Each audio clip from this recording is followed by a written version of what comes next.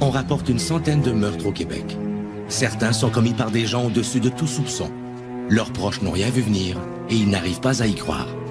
Malgré qu'on dit parfois les ados c'est un petit peu innocent, mais ça a reçu qu'il y a eu un certain degré de danger. Je peux me tromper en tant que père, mais je pense pas qu'il ait arrêté.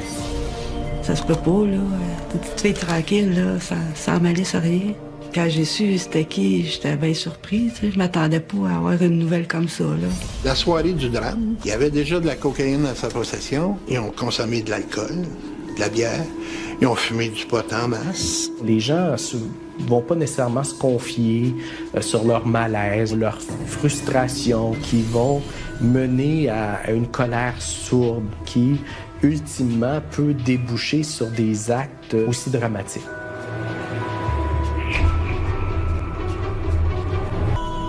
Dans la nuit du 29 au 30 juillet 2008, des policiers de la Sûreté du Québec patrouillent le secteur de Yamaska, à une vingtaine de kilomètres au sud-est de Sorel. Vers 2h15, ils reçoivent un appel. On cherche à retracer de toute urgence une Hyundai 2 portes grises et ses occupants. Au volant de la voiture se trouve Yves Moreau, 44 ans, un résident de la région. Immédiatement, il y a des mesures qui ont été prises par le sergent de relève qui a tenté d'entrer en communication avec la conjointe pour avoir un peu plus d'informations sur ce qui venait de se produire. Pendant que le sergent était en train de parler avec la dame, il a demandé à ce qu'une voiture de patrouille se rende à l'adresse, chercher le plus de détails possible.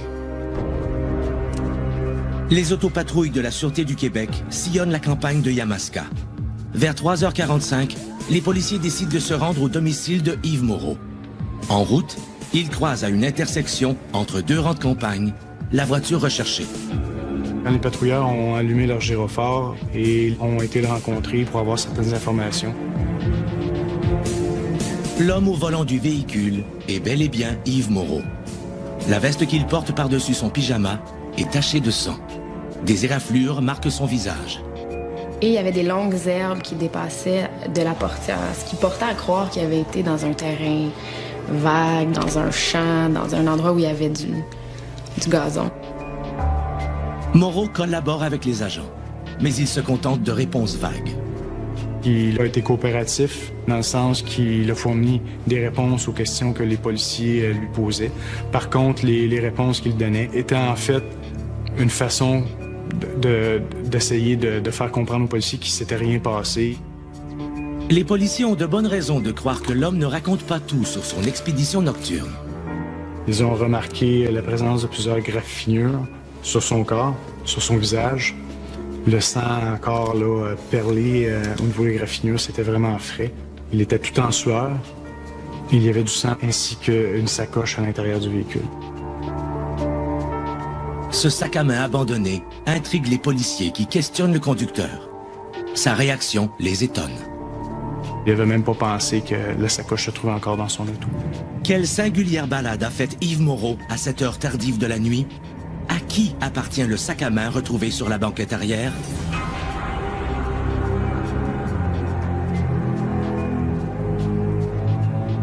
Le 30 juillet 2008, aux petites heures du matin, les policiers ne sont toujours pas convaincus des explications d'Yves Moreau. Ils soupçonnent que le sac à main retrouvé sur la banquette arrière appartient à Mélissa Baudin, âgée de 17 ans. Ils ont été informés que la jeune femme se trouvait à bord du véhicule plus tôt dans la nuit, en compagnie d'Yves Moreau. Mélissa Baudin est une jeune fille aimable et appréciée de son entourage. Mais c'est une petite fille bien gênée, bien simple, puis elle était pas extravagante, là. Je trouvais que c'était une petite fille tranquille. Ses parents se séparent en bons termes quand la petite est âgée de 3 ans. Très jeune, Mélissa devient le clown de la famille. Elle fait souvent équipe avec son grand frère pour s'amuser. Je pouvais aller la chercher quand que je voulais. J'avais encore des bonnes relations avec Hélène, sa mère. Puis j'ai jamais eu de trouble avec ça. Je pouvais aller la chercher quand que je voulais, ou elle, ça voulait venir, n'importe quel temps. En grandissant, Mélissa développe une âme romantique. Elle écrit souvent des poèmes aux gens qu'elle aime. Elle avait un beau sourire. Elle rentrait dans la porte de la maison. C'est tout le temps le sourire. Puis c'était une heureuse belle fille, là. Mais elle aimait pas faire la vaisselle. Arrivée à l'adolescence, Mélissa se cherche. Elle abandonne temporairement l'école et se questionne sur son avenir. Sa passion, les animaux. Elle voulait être vétérinaire. La passion, c'était ça. Le 17 juillet 2008, Mélissa fête ses 17 ans. Selon la croyance populaire, c'est le début de son année chanceuse. Yves Moreau est le père de Jonathan, le copain de Mélissa. Jonathan propose à Mélissa d'aller passer quelques jours à la campagne chez son père. Comment s'est-elle retrouvée au beau milieu de la nuit le 30 juillet, seule, en compagnie de celui-ci? Yves raconte aux policiers qu'il a reconduit Mélissa à Pierreville. Yves Moreau habite la région de Yamaska depuis environ 1 an. Auparavant, il a vécu à Montréal, à Henryville et à Sainte-Julie.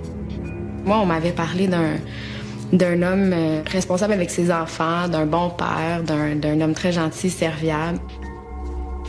Les propriétaires de la maison qu'il loue ne tarissent pas d'éloges pour lui. Moreau paie son loyer à temps et se montre toujours serviable. Il aidait sur une ferme. Lui, c'était plus des amis, des propriétaires qu'un boss, là. Il allait souvent faire son tour là, puis des fois, elle demandait, tu peux-tu faire telle petite affaire pour moi ou telle autre affaire? Des petits travaux là, pour l'aider. C'était pas un contexte où les gens étaient très scolarisés ou très riches. Ils étaient sur l'aide sociale ou l'assurance invalidité parce qu'il y avait un handicap au bras. Ils pouvaient pas travailler. L'accusé vivait à Yamaska avec sa conjointe et sa conjointe elle-même avait des enfants, mais les enfants ne vivaient pas avec eux. L'accusé, lui, avait ses 3 enfants et avait la charge, la garde de ses enfants. Toutes les personnes que nous avons rencontrées dans le cadre de cette enquête-là expliquent que l'accusé prenait soin de ses enfants. Il n'était en aucun temps colérique avec eux autres et puis que c'était un homme qui était vraiment calme. Il s'occupait bien de ses enfants, il voyait leur bien-être, puis il aimait à leur faire des cadeaux, puis même une semaine avant, c'était la fête à sa fille, il avait offert un scooter à batterie, puis il était bien content, tu sais, ce qu'il voulait. Puis il lui avait acheté une piscine aussi pour se baigner. Yves a 2 autres fils, également de relations antérieures. Ils vivent avec leurs mères respectives. Jonathan, 19 ans, le copain de Mélissa, est le plus jeune des 2. Au niveau de la relation entre l'accusé et son fils, ils gardaient contact, mais ne se voyaient pas régulièrement. Depuis plusieurs années, le fils de l'accusé vivait avec sa mère dans le secteur de Montréal. Pour les policiers, le fait qu'Yves ait été en compagnie de sa belle-fille mineure au moment de son escapade nocturne n'augure rien de bon. Ses explications sur les raisons qui l'ont incité à la reconduire à Pierreville sont confuses. L'accusé a répondu « Elle est là où elle doit se trouver ».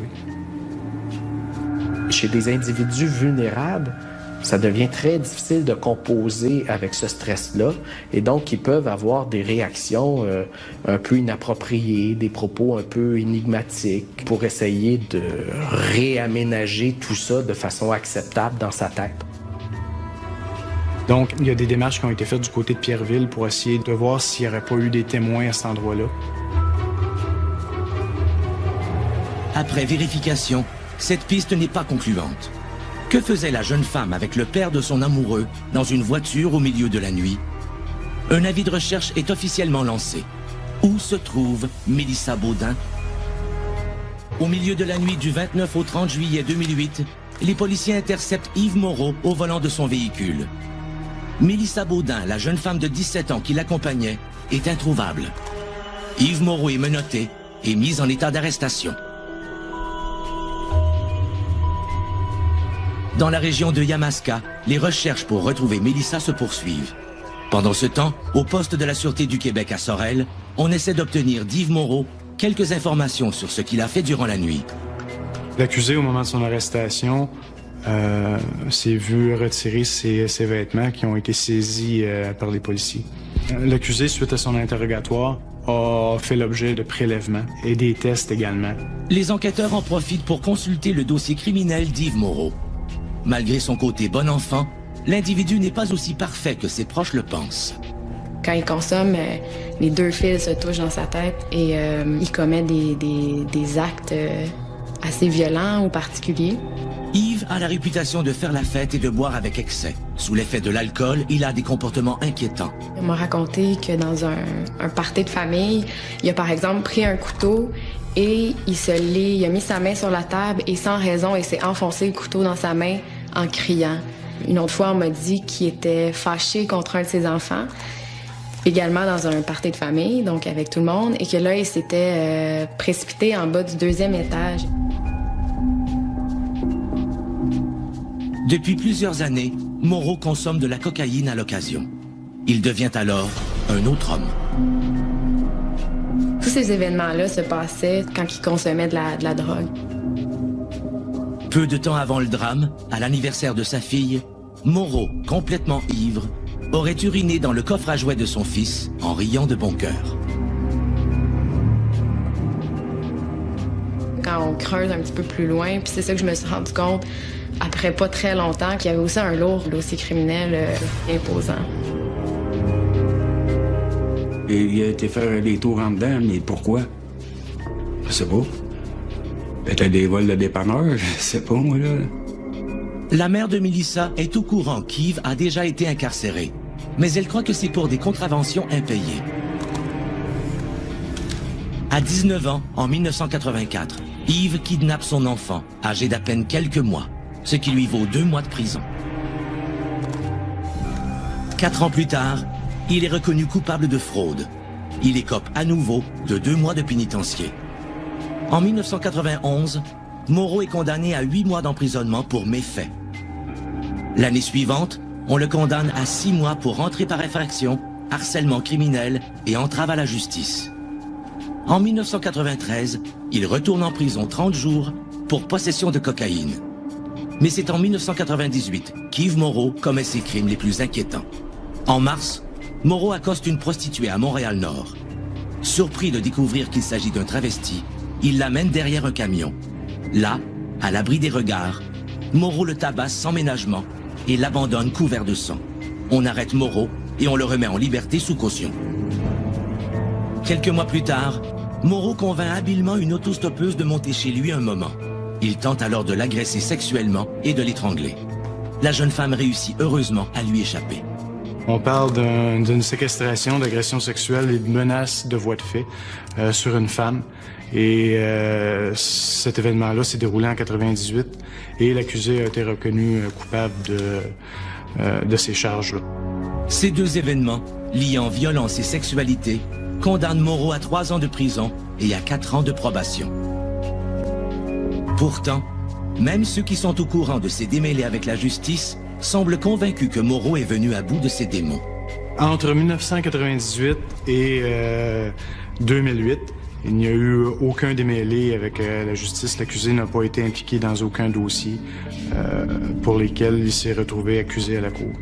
Alors, quand on voit quelqu'un qui n'avait pas apparemment commis de délit, en tout cas officiel, pour une période d'une dizaine d'années, les gens vont être portés à penser qu'il est réhabilité. Et dans une grande partie des cas, ce serait effectivement le cas. Le passé criminel de Moreau permet de mieux comprendre l'important dispositif mis en place pour retrouver Mélissa Baudin à l'aube du 30 juillet 2008. Immédiatement, nous avons pris connaissance de la géographie des lieux. À ce moment-là, on a fait appel à différentes divisions à la Sûreté du Québec pour nous assister dans ces démarches-là. Donc, on a fait venir l'unité d'urgence, comprenant des hommes pour faire une fouille à pied, ainsi que des VTT, parce que les recherches qu'on devait faire pouvaient être faites à partir de véhicules semblables. On part et on arrive là vers les 8-9 heures et déjà, il y avait un imposant périmètre de sécurité qui avait été établi sur le rang du Grand Chenal. C'était probablement un des événements les plus imposants en termes de médias de l'été. Ben, on venait de se lever, moi puis ma conjointe. Puis ma belle-sœur, elle m'a appelé. Elle dit, André, elle dit, t'es-tu en train de regarder la télé? J'ai dit non, ça fait pas longtemps que je suis levé. Elle dit, rouvre la télé. Elle dit, Mélissa est là. Mélissa est à la télévision. Elle dit, oui, on la cherche. Il dit, tout le monde la cherche. Elle est à Yamaska. Puis je dis, je sais qu'elle est à Yamaska. Mais elle cherche. Pourquoi? Jonathan, l'amoureux de Mélissa, est au paroxysme de l'angoisse. Jamais ses sentiments à l'endroit de son père n'ont été plus ambivalents. Il me disait qu'il voulait pas le voir vraiment. Puis il connaissait pas vraiment son père. Ça, il me l'a dit. Pour les enfants, c'est difficile parce que d'un côté, ils peuvent bien voir que leurs parents ont tel ou tel problème, mais d'un autre côté, que devraient-ils faire? Est-ce qu'ils devraient couper totalement les ponts? Est-ce qu'ils devraient exiger que leurs parents amendent leur comportement? Est-ce qu'on peut obliger quelqu'un à changer vraiment? Malgré leurs différends, les liens entre le père et le fils sont suffisamment importants pour que Jonathan lui présente Mélissa dès l'automne 2007, peu de temps après l'avoir rencontrée. La jolie jeune femme au sourire communicatif est rapidement acceptée par la famille de Jonathan. Pour les deux amoureux, la passion est au rendez-vous. Tout en collé ensemble. Ça se décollait pas des vrais siamois. Non, ils s'aimaient beaucoup, ces deux-là, je trouve. C'est son premier copain, les premiers amours, hein? Il m'a dit qu'il était très amoureux, que ça faisait près d'1 an qu'ils se fréquentaient, puis que c'était sa plus longue relation, puis qu'il l'aimait vraiment beaucoup. Les amoureux passent tout leur temps libre ensemble. Ils sont visiblement très épris l'un de l'autre. Jonathan sait composer avec la forte personnalité de Mélissa. Elle avait de l'aplomb. Elle savait qu'est-ce que voulait Mélissa. Ça, c'est une chose que j'ai remarquée sur le bonhomme. Il était très doux pour Mélissa. Puis même quand Mélissa, elle disait quelque chose, c'était ça. Mélissa avait une très bonne relation avec son chum. Pour avoir rencontré seulement à 3 reprises l'accusé, elle n'avait rien là, à reprocher à cet homme-là. Et elle a même été jusqu'à faire en sorte qu'il puisse participer à un souper de famille chez la mère de Mélissa. Quand la mère de Mélissa reçoit Yves Moreau chez elle, elle est frappée par sa gentillesse envers ses enfants, qu'il appelle affectueusement ses amours. Yves se montre prévenant envers Mélissa et aucune ambiguïté ne semble teinter leur rapport. Au matin du 30 juillet 2008, on est toujours sans nouvelles de Mélissa. Une battue s'est mise en marche dès les premiers rayons du soleil. On mobilise toutes les forces disponibles. Une dizaine de voitures et de bateaux participent aux recherches. La Sûreté du Québec avait déployé un hélicoptère pour tenter de la retrouver. Il y avait des chiens pisteurs, il y avait beaucoup d'autopatrouilles et on était confinés peut-être à 2 ou 3 kilomètres quand même de l'événement, ce qui est particulier de faire un aussi gros périmètre de sécurité. Pendant que les recherches sur le terrain se déploient, les policiers reçoivent les résultats des prélèvements effectués sur la peau d'Yves Moreau. Les tests nous ont permis de comprendre que sur son ventre et sur ses bras, on retrouvait la présence de sang qui avait été comme nettoyé. Donc, on est en mesure de dire que peu de temps avant, il a été en contact avec du sang et qu'il en avait sur les bras et les mains. Ce sang appartient-il à Yves ou à Mélissa? Cherche-t-on une jeune fille perdue dans un boisé ou le corps d'une victime?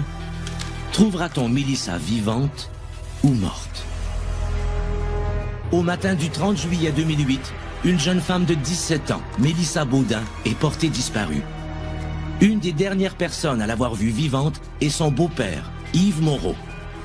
L'homme a des antécédents de violence, mais ses proches le croient réhabilité. À ce moment-là, on n'avait aucune information sur Mélissa, à savoir si elle était toujours en vie. Et c'est ce qu'on espérait. On espérait qu'elle soit toujours en vie. Mélissa et Jonathan sont bien résolus à profiter de leurs vacances chez le père de Jonathan. Leur programme est simple. Profiter de la nature et se baigner dans la rivière. Puis, possiblement, c'est Mélissa qui voulait y aller.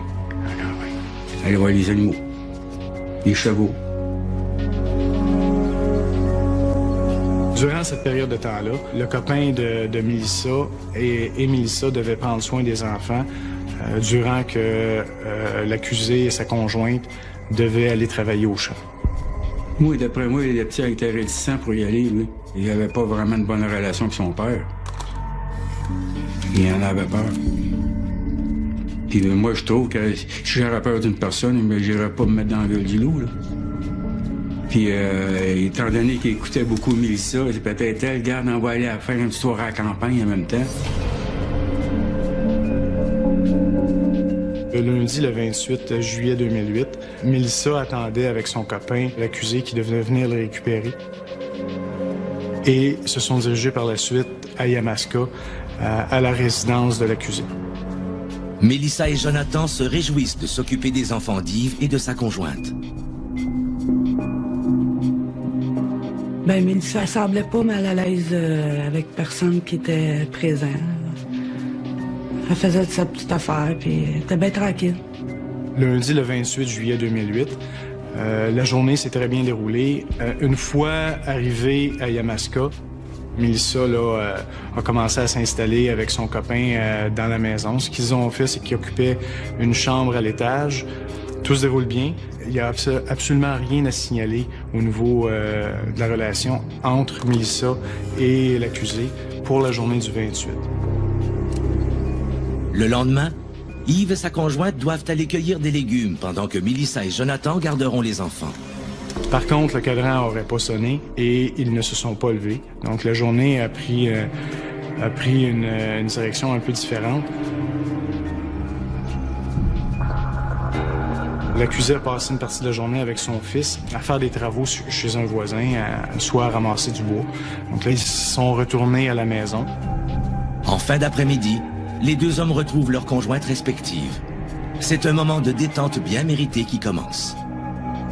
Quand j'étais là, il y avait l'accusé avec sa conjointe du moment, avec ses enfants, puis il y avait aussi la blonde de son fils.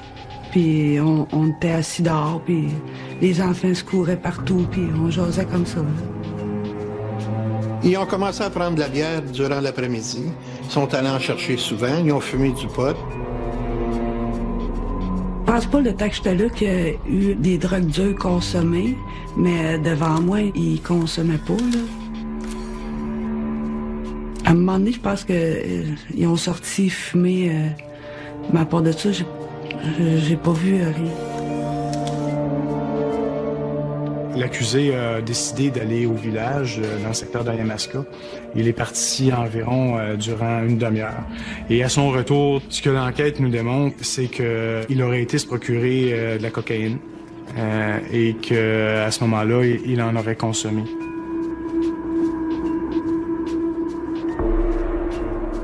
Et toute la soirée, monsieur avait consommé de la coke. La consommation toxique. Non seulement ça peut désinhiber, mais chez certains hommes, la consommation de cocaïne peut augmenter les pulsions sexuelles. Le 30 juillet, le soleil est haut dans le ciel et on n'a pas encore retrouvé la trace de Mélissa. Son signalement est diffusé partout. Vite, j'ai dit, ah ouais, il est temps de dire, non, ça, on va aller voir Mélissa, on va aller la chercher à Yamaska. C'est un endroit où il y avait des champs de blé d'Inde, c'est un endroit très agricole, il y a beaucoup de forêts également, donc elle aurait pu être n'importe où. Dans les locaux de la Sûreté du Québec à Sorel, Moreau refuse toujours de dire où se trouve Mélissa. C'est à ce moment qu'arrivent de nouveaux résultats de laboratoire. Le sang retrouvé sur le chandail d'Yves n'est pas le sien. À qui appartient-il? Est-ce celui de Mélissa? Les enquêteurs décident alors de transférer Yves Moreau à Montréal, au quartier général de Parthenay. Plus le temps passe, plus l'espoir de retrouver Mélissa vivante fond chez ses proches. Là, j'avais des bizarres idées dans la tête, là. Comment ça se peut pas? Être en campagne, être avec du bon monde, puis passer toutes sortes de choses dans la tête. Là. En route vers Montréal, Yves craque sous la pression et demande aux policiers de s'immobiliser sur l'accotement. L'accusé a manifesté son intention d'indiquer aux policiers parce qu'il disait ne plus être capable de vivre avec ça. Il voulait indiquer aux policiers où se trouvait le corps.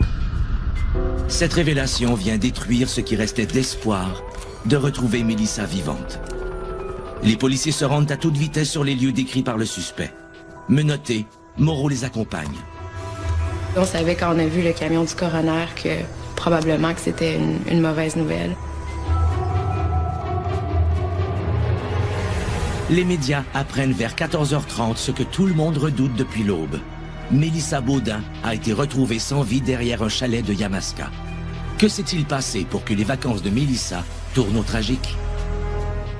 Le 30 juillet 2008, Yves Moreau, un homme de 44 ans, guide les policiers à l'endroit même où il a tué sa belle-fille de 17 ans, Mélissa Baudin.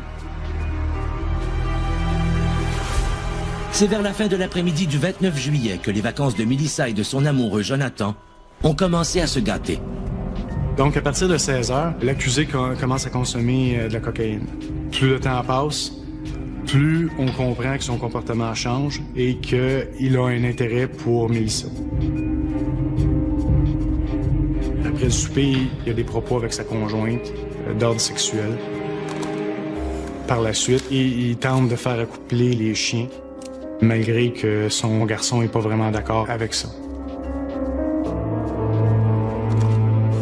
Il y a des hommes qui, quand ils ont des problèmes, quand ils se sentent pas bien, ils vont utiliser la sexualité pour se soulager. Il y a des personnes qui peuvent faire du jeu compulsif, il y en a d'autres qui peuvent, je sais pas moi, les magasiner, etc., etc. Les gens peuvent adopter différentes conduites pour essayer d'éloigner les émotions négatives. Chez certaines personnes, ça va être la sexualité.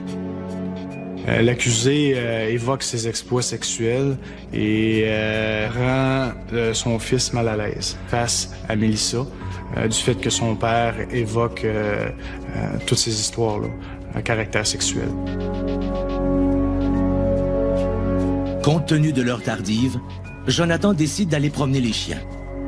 La conjointe d'Yves monte se coucher, laissant Mélissa seule avec celui-ci. Durant la période de temps où son fils a été promener son chien, on parle d'une période de temps peut-être de 15 minutes. L'accusé en a profité pour demander à Mélissa si elle voulait s'exécuter à faire une danse pour lui et qu'il ne la toucherait pas. Donc, on voit vraiment qu'à partir de ce moment-là, les messages de l'accusé sont vraiment clairs. Ce qu'il veut, c'est voir Mélissa.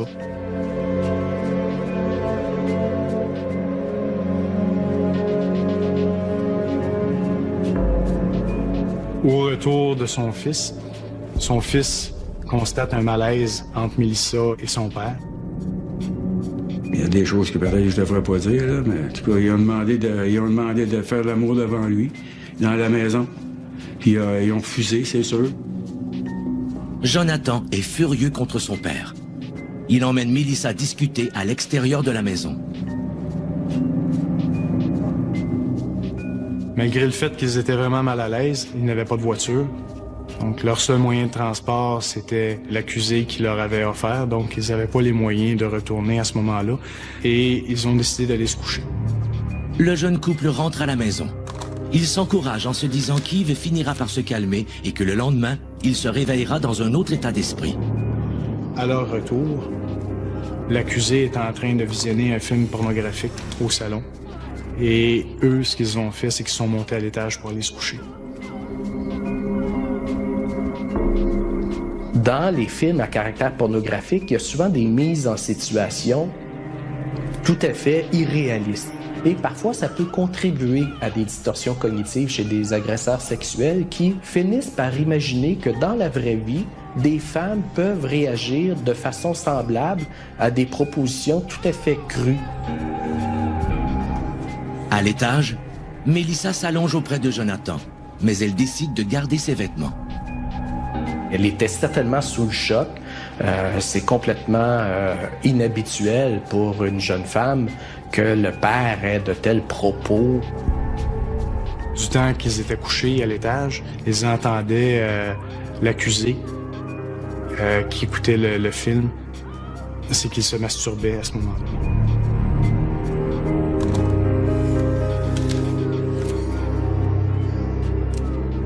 Peu de temps après la fin du film, l'accusé est monté à l'étage, ouvrit la lumière et s'était tardé à regarder Mélissa qui était dans le lit.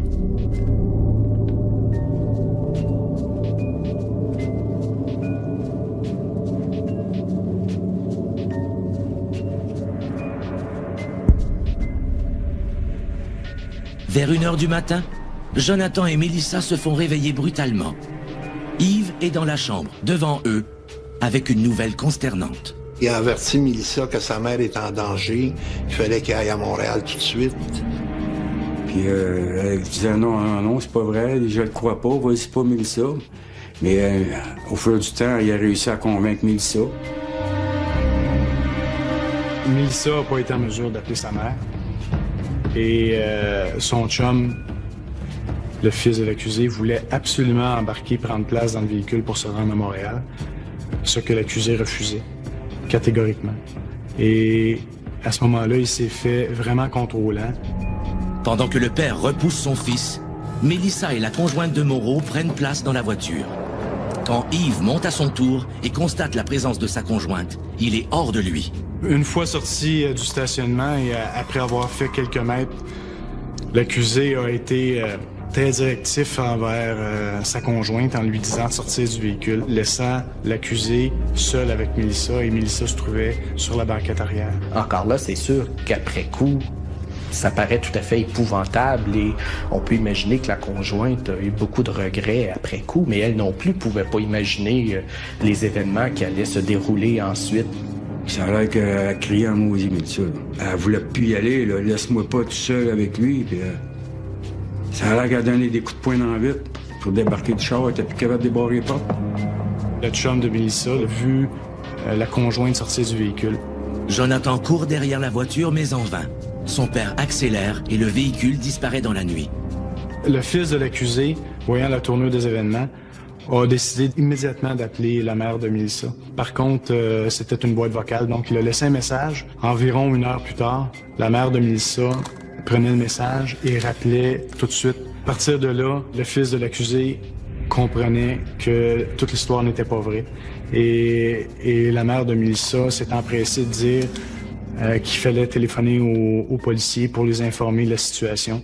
Elle était vraiment inquiète pour sa fille. Un appel à la Sûreté du Québec est logé à 2h17 par la mère de Mélissa. Ce délai a laissé amplement de temps à Moreau pour aller au bout de ses pulsions. Nous autres, on avait loué un chalet pour l'été en vue de l'acheter à l'automne. Puis c'est ça, on commençait à nettoyer le terrain parce que c'était du foin, tu sais, c'était pas du gazon. Et l'accusé était au courant qu'on n'allait pas coucher là encore, qu'on commençait à se préparer pour y aller. C'était un chalet qui était situé à environ à 2,5 km du lieu de résidence de l'accusé. Donc, une fois rendu au chalet, l'accusé s'est dirigé avec sa voiture derrière le chalet de sorte que le véhicule n'était pas visible de la rue. Mélissa a quitté le véhicule du côté passager. Et par la suite, ils se sont dirigés à une table à pique-nique. Dans ce cas-ci, les éléments semblent indiquer que la victime a choisi d'aller plutôt dans le sens d'essayer de pacifier, de raisonner l'agresseur pour qu'il renonce à son plan. Et ça aurait pu marcher, ça aurait pu. Dans certains cas, on entend des histoires où ça a fonctionné. L'événement a débuté près de la table à pique-nique et s'est déplacé pour se terminer près d'un bâtiment secondaire au chalet, qui est une espèce de petite grange qui était à proximité. Moreau se jette sur Mélissa. Il tente de baisser son pantalon tout en la menaçant avec un couteau. Elle se défend avec l'énergie du désespoir et essaie de retourner l'arme contre lui. Malheureusement, elle ne réussit qu'à le blesser superficiellement au visage et dans le cou. Il était comme brûlé parce qu'elle me dit ça. Tel que je la connais, elle s'est pas laissée faire. Elle s'est vraiment débattue, la petite. Yves prend les grands moyens pour venir à bout des résistances de sa victime.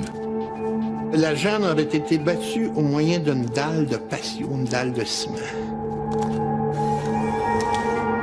Plus rien n'empêche Moreau de réaliser son fantasme. Une fois satisfait, il place ses mains autour de la gorge de Mélissa et l'achève. Mélissa s'est défendue du mieux qu'elle a pu. Elle l'a griffé. Et l'accusé Et l'accusé, lui, a frappé Mélissa pour ensuite l'étrangler. Et donc, Mélissa est décédée à cet endroit-là. Et il a laissé le corps de Mélissa sur place pour ensuite quitter les lieux et reprendre le même chemin qu'il avait pris pour se rendre. On retrouve le corps de Mélissa à l'endroit où Yves Moreau l'a indiqué aux policiers. Tous les éléments semblent réunis pour qu'Yves Moreau soit reconnu coupable du meurtre de Mélissa Baudin. Et pourtant, un tout autre sort l'attend. Le 30 juillet 2008, les policiers découvrent le corps de Mélissa Baudin, 17 ans, étranglée et battue à mort.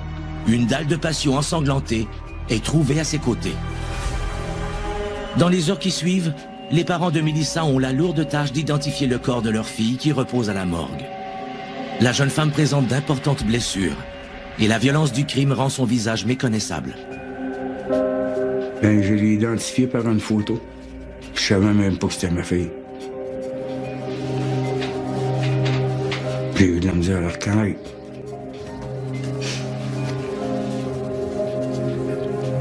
Mais comme j'ai dit aux policiers, j'ai dit c'est bien maudit que ce que vous avez fait me le montrer en photo. Je pense que j'aurais refusé d'identifier sur une planche. Là. Ça va voir qu'est-ce qu'il a fait.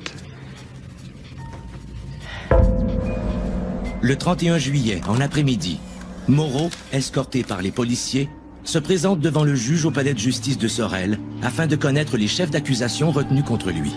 Une foule vindicative l'attend de pied ferme.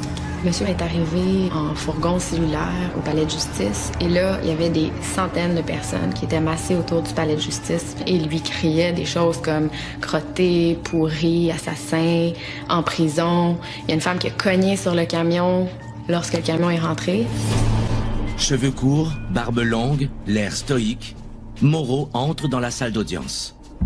Et là, il y avait les yeux rougis, on voyait qu'il avait probablement pas dormi ou qu'il était... qu'il avait passé des longues heures à se faire interroger par les enquêteurs. On l'accuse de l'enlèvement et du meurtre prémédité de Mélissa Baudin. Son avocat demande un examen psychiatrique pour évaluer dans quel état se trouvait son client au moment du crime. La conjointe de Moreau semble convaincue que le meurtre est un accident. Tout laisse croire qu'Yves lui a épargné les détails les plus scabreux. Et je crois que pour elle, c'est important de spécifier que justement, c'était un conjoint aimant, c'était une bonne personne, puis que c'était pas lui qui avait agi, c'était l'homme sous influence de la cocaïne. Les gens qui ont été au centre de l'histoire, ils se la posent, eux, la question. Ils se disent, est-ce que j'aurais dû voir quelque chose et est-ce que j'aurais dû faire quelque chose? La suite des procédures est fixée au 25 septembre. Pour les proches de Mélissa, un deuil douloureux commence. Le 5 août, ils se réunissent pour lui rendre un dernier hommage. Cette cérémonie sobre et émouvante se déroule dans le quartier Saint-Michel, à Montréal. De nombreux parents et amis viennent honorer la mémoire d'une jeune femme dynamique, charmante et positive. Le 8 septembre, le rapport du coroner est transmis aux enquêteurs de la Sûreté du Québec.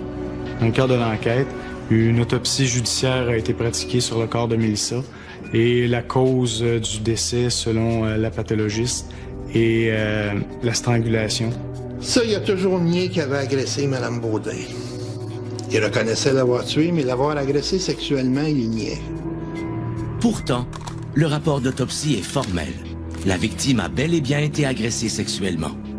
Un nouveau chef d'accusation est déposé contre Yves Moreau. Jonathan, l'amoureux de Mélissa, ne semble pas en douter. Le lendemain du meurtre, il aurait confié à une journaliste que son père voulait avoir Mélissa et qu'il l'a eue. Yves Moreau est incarcéré au centre de détention Rivière-des-Prairies en attendant la suite des procédures. Son avocat prépare un plaidoyer pour homicide involontaire provoqué par une importante intoxication à la cocaïne. On allait plaider l'intoxication qui pouvait avoir atténué son jugement. On a engagé un psychiatre pour l'évaluer et un toxicologue. Mais à la base, il y a un problème autre que la consommation. Si c'était la cocaïne qui causait de tels comportements, imaginez le nombre de meurtres qui surviendraient à la quantité de gens qui consomment la cocaïne. Ce serait dramatique. L'état physique du détenu se détériore à vitesse inquiétante. Moreau maigrit et se plaint de douleurs physiques de plus en plus importantes, si bien que la comparution du 25 septembre doit être annulée. Une batterie de tests est effectuée sur Moreau. On diagnostique un cancer qui se généralise rapidement.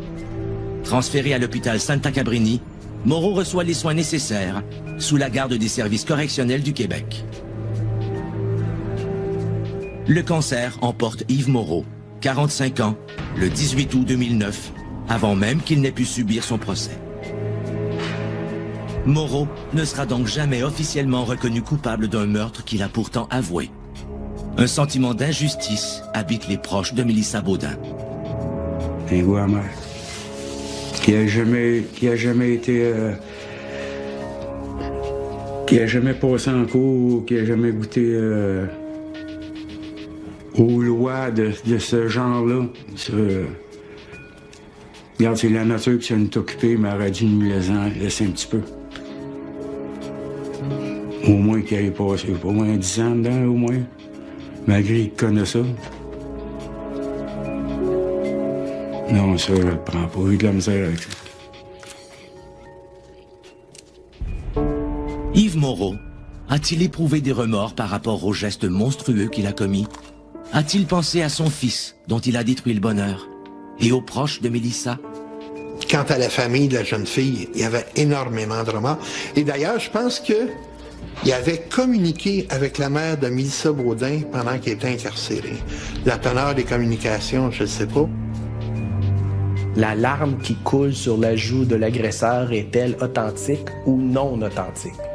Il y a des regrets, il y a des remords, il n'y a pas encore vraiment une pleine conscience des conséquences, de toutes les conséquences des gestes commis.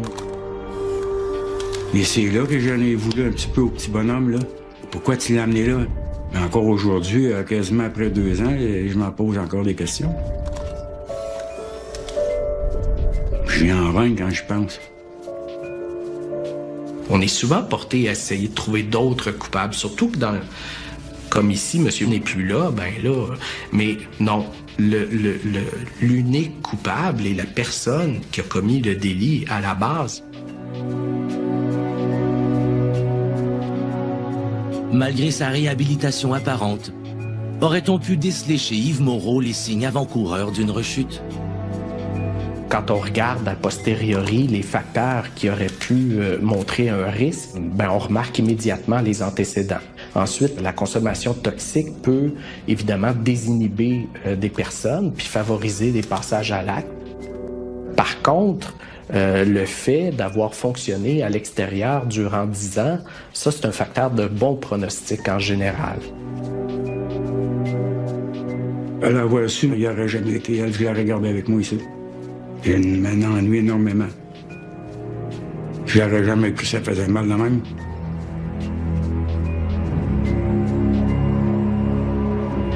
Les antécédents de violence et d'agression sexuelle d'Yves Moreau auraient pu sonner l'alarme. Mais ces 10 années de bonne conduite ont fait écran à son passé peu recommandable. Même si pour Yves Moreau, la réhabilitation s'est avérée une illusion, il serait dommage de conclure qu'elle n'est jamais possible. Si un tel drame se préparait dans votre entourage, sauriez-vous le voir venir ?